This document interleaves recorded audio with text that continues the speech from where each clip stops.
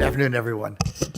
Welcome, everyone, to the Niagara Region Municipalities Audit Committee meeting for Monday, March 23rd. Before we proceed, I'd like to call on Councillor Olson to do our land acknowledgement. Councillor Olson. Thank you. Niagara Region is situated on treaty land. This land is steeped in the rich history of the First Nations, such as the Hattawandurunk, the Haudenosaunee, and the Anishinaabe people, including the Mississaugas of the Credit First Nation. There are many First Nations, Métis, and Inuit from across Turtle Island that live and work in Niagara today. The Regional Municipality of Niagara stands with all Indigenous peoples, past and present, in promoting the wise stewardship of the lands on which we live. Thank you, Councillor Olson. Are there any disclosures of pecuniary interest? It seems to be none, so we'll proceed to number 4. There are no consent items for consideration. And no items for consideration. Then we'll move on to consent items. So 5.1 ACC 1/2/2026, the status update of internal audit engagements. Is there a mover and seconder for agenda item 5.1 ACC 1/2026? Councillor Olson, second, Councillor Rigby. So is there any discussion? I'll start with Councillor Olson. Thank you, Chair. I was reading through the report here, and I was wondering if I could have a general comment about the level of the standards of field work, what we're documenting. Are we flow charting all of our processes, or are all of our processes coming under some kind of a numeric control or quantitative control? I'll put that off to our manager. Harry, can you answer that, please?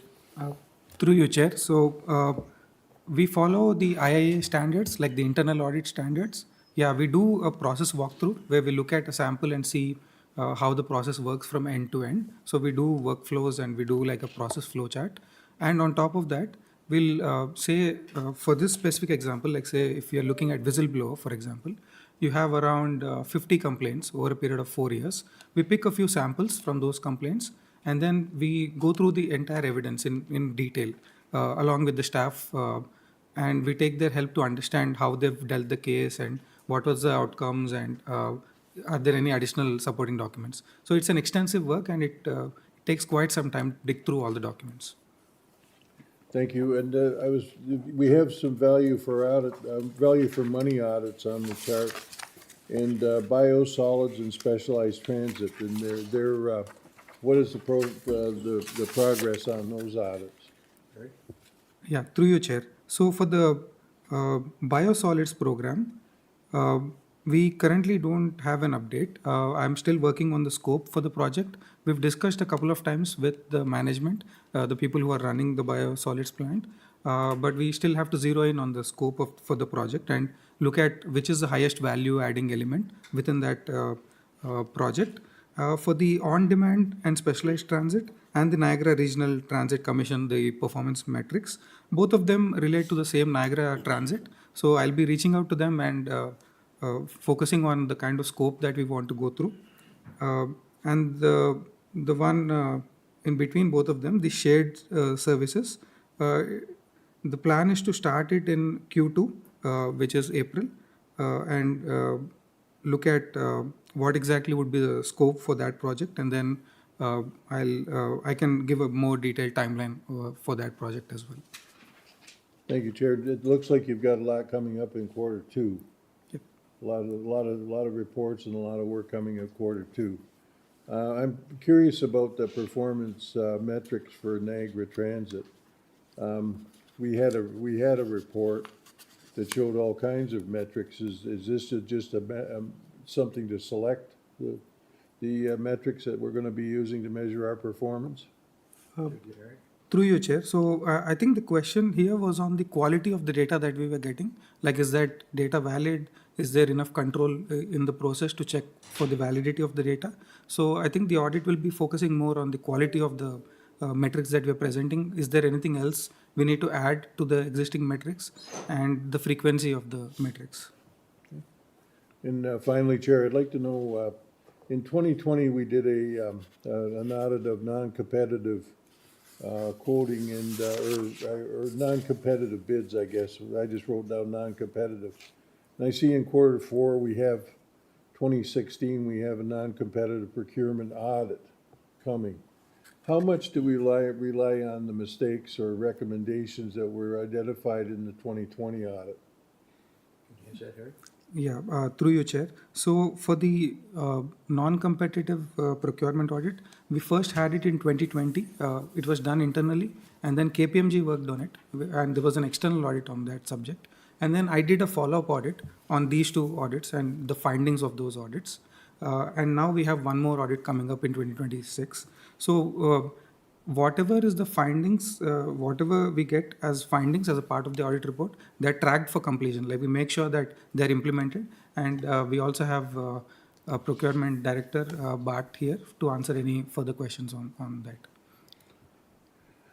Any further, Councilor Olson? Thank you, Chair. My comment about that, if I could make a comment, is Go ahead. that's where the gold is in the recommendations and how we proceed and how we've changed that. I hate to think of the work being redone especially by a consultant, to redo it and give it back to a second hand again. In this case, it would be third hand. So that's my comment, Chair. Thank you, Councilor Olson. Move on to Councilor Foster. Yeah, thank you, Chair Whalen. So a couple of the projects, actually, Councillor Olson touched on it, the non-competitive procurement and the competitive bidding process audit that's going in, that I guess we're combining now, is where you're going. Is there any particular reason why this isn't being looked at now? I mean, I understand there's a new bylaw coming into place, but part of this was to make sure that what we have been doing in the past has sort of been up to snuff, if you want to put it that way. So I'm just wondering why the delay at this point. Put that for you, Harry. Yeah, through you, Chair. So we were planning this audit the whole of last year, but the bylaw, there was a lot of back and forth on it. The main point is we would like to see the updates to bylaw era versus the post updates. So if we commence it right now, because the scope is ready, the RFP is in the queue, and we can issue it anytime. But the reason why we are doing it in September is because we need at least 6 months of data to compare it with the previous regime of the bylaw and see how the changes have been implemented. Because the single source, to be specific, the single source audit, we've done it twice in the old bylaw, when the old bylaw was in force. Now we want to see how the new bylaw would bring in changes and how it compares to the old bylaw.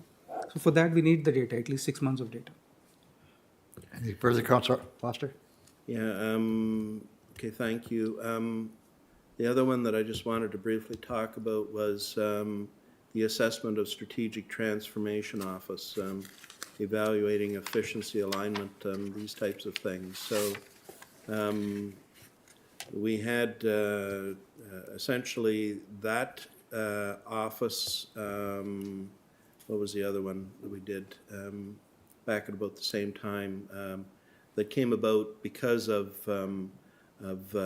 suggested changes and again, coming out of the provincial process that we saw back a few years ago, that we need to have a department such as that. What kind of a timeline are you looking with that? Because well, then I'll add my comment after that, so. Harry?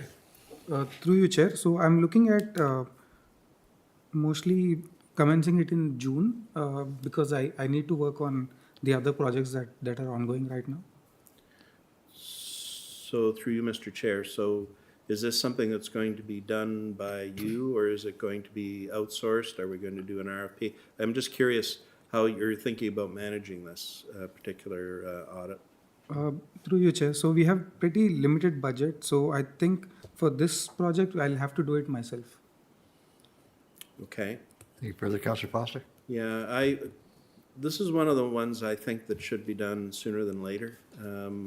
I think there's going to be all sorts of pressure on us going into next year, into budget. No matter who it is that's sitting around this table at that point in time, there's going to be incredible pressures on the whole budget situation. And I would think if we have at least taken a good look at where these departments have gone and what they're doing within it, I think it would be very helpful for that entire process. So anyway, just my suggestion to Commissioner and as well as Harry on this one is, I was going to make a hurry it up, because I think this is going to be quite important, along with reviewing other departments as we start looking at the 2027 budget. So, thank you. Thank you, Councillor Foster. Move on to Councillor Redicott. Thank you very much, Chair. Just to follow up on Councillor Foster. So is the manager influenced by anyone at the region with respect to when these various audits come forward or the speed at which they're dealt with? Harry, can you answer that or do I Yeah. pass it? Through you, Chair, no, I don't get influenced by any of the management or anyone, any of the commissioners at the region. It is purely based on the workloads that we have, the approved plan that we have for the year, and the current workloads that I'm working on. And also it depends on the timelines that the external auditors give me, because we mostly work with KPMG or Deloitte to carry out the audits. So it's basically dependent on these factors. And if I might, Chair, and I presume it's also dependent upon the availability of funding for your audits and the human resources that you have to assist you. That's true. Through you, Chair, yeah, that is true. And that's part of our budget process. So if we want more audits done, we would have to allocate more funding. Is that a fair statement? Yes. Through you, Chair, yes. That's correct. That is correct. So, Chair, the Assessment of Strategic Transformation Office, that to me should have been a priority, and it's unfortunate because it's been a hot potato at council for a number of months now, ever since the government started to reduce the region's responsibility in planning matters. But at this stage of the game, is this something that would likely get caught up in a governance and service review as opposed to now an internal audit?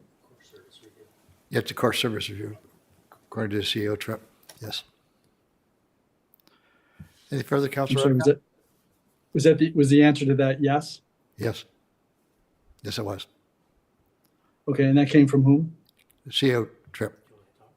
Okay, just So, to get my oar in the water, really not happy about how this whole thing has played out with respect to this particular aspect. I won't say anything further, but I'm not going to say anything further. Thank you, Chair. thank you, Councillor Redicott. Are there any more discussion to be had? Any more speakers? Being there seems to be none. So 5-1, ACC-1-2026, moved by Councillor Olson, second by Councillor Rigby. I'll call the question. Please vote electronically.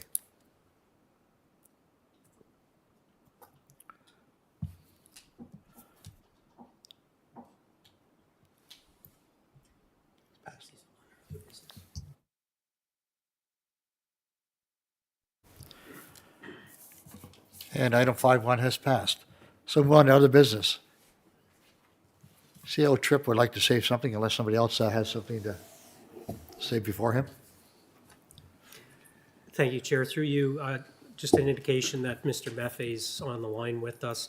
In light of the fact that this is a pretty light agenda, there is a memo or a document coming, a report coming from Mr. Meffe with respect to the whistleblower policy. It couldn't be ready for this meeting, but perhaps Mr. Meffe can just give a verbal update on what to expect. Mr. Meffy, you okay? Are you out there? There you go. I am. Thanks. Thank you, Chair. So yes, just a quick update. So at the last meeting of this group, from October of last year, there was an ask that we come back where we provided the whistleblower type complaint summary to this committee at that time that encompassed over about a 2.5-year time frame.